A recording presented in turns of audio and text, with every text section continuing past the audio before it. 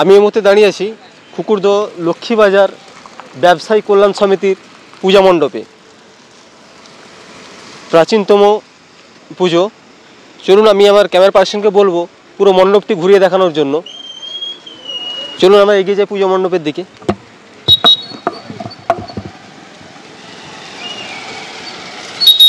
এই সেই খুকুরদহ পূজা লক্ষ্মী পুজো, সেটি আমি ক্যামেরা পার্সনকে বলবো পুরো মণ্ডপটি ঘুরিয়ে দেখানোর জন্য। সামনে চলছে লক্ষ্মী পুজো অর্চনা, আমি সেই মণ্ডপে নিয়ে যাচ্ছি আপনাদের।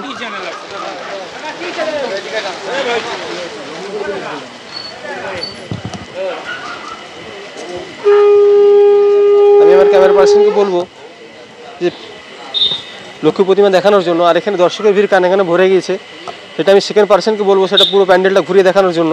এই মুহূর্তে আমি খুকুরদহ ব্যবসায়ী সমিতির পূজা মণ্ডপে।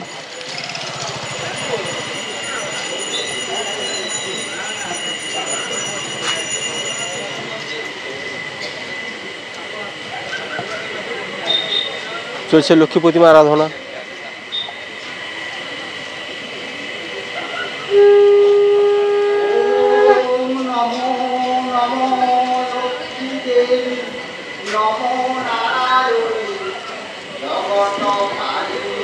এই মুহূর্তে সরাসরি খুকুরদহ বাজার কল্যাণ সমিতির পূজা মণ্ডপ থেকে সরাসরি ক্যামেরা SPRP সঙ্গে আমি Rajib, STSP news Bangla, India news Kolkata, সবার খবর সবার আগে।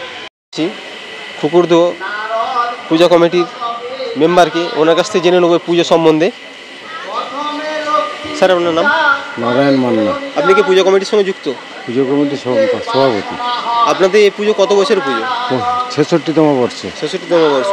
এই 66তম বর্ষতে এই পুজোতে এসে এই যে মণ্ডপ, এই যে প্রতিমা, এই যে এত বড় একটা বিগ বাজেটের পুজো, এই অর্থ কোথা থেকে আসছে? কোনো ট্রাস্ট দিচ্ছে বা গ্রামবাসী দিচ্ছে বা কোনো কমিটি থেকে আসছে? এই পয়সা আমরা সাধারণত মেলা এবং এলাকার মানুষজনের সহায়তা আমরা এই পুজোটা করি। আচ্ছা, আর এই যে এত পুজোকে ঘিরে কোনো অনুষ্ঠান? মেলাটা আমাদের 10 দিনের মেলা। হ্যাঁ। এত পুজোকে ঘিরে কোনো অনুষ্ঠান? মেলাটা আমাদের 10 দিনের মেলা। হ্যাঁ। প্রতিদিনই আমাদের বিভিন্ন রকম অনুষ্ঠান আছে, যাত্রা থেকে আরম্ভ করে সাংস্কৃতিক অনুষ্ঠান তো আছে। এত তো কিছু অনুষ্ঠান আছে, এর মধ্যে আপনার প্রাচীন এই যাত্রাটাকেই তুলে ধরছেন কেন? যেহেতু যাত্রাটা বিলুপ্তের পথে প্রায় চলে গেছিল, ওই যাত্রা থেকে সাধারণ মানুষের কিছু জ্ঞান অর্জন করতে পারে, কিছু জিনিস তথ্য আছে সেগুলোকে তুলে ধরে, সেই জন্য আমরা যাত্রাটার উপরে একটু গুরুত্ব দিয়েছি। ধন্যবাদ।